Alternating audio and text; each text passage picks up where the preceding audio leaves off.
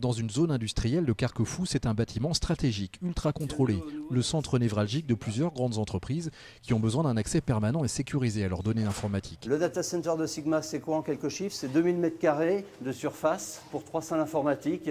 C'est 300 baies qui nous permettent d'héberger des dizaines de milliers de serveurs. On va le voir tout de suite en entrant en salle.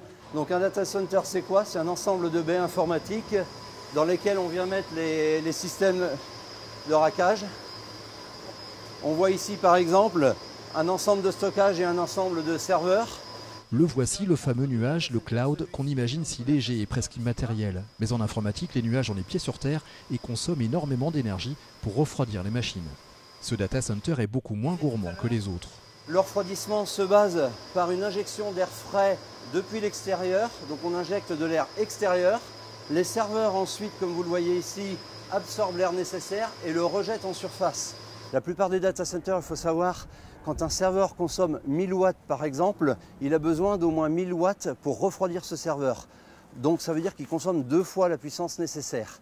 Dans le cadre du data center de Sigma, avec les choix énergétiques que l'on a effectués, quand on a besoin de 1000 watts pour un serveur, on ne consomme que 300 watts pour le refroidissement.